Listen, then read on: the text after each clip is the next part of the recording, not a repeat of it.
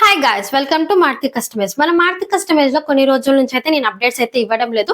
Final గా ఈ రోజు ఒక చిన్న బర్త్డే డెకోర్ అయితే స్టార్ట్ చేశాను అండ్ లాంచ్ కూడా చేశాను అనుకోండి.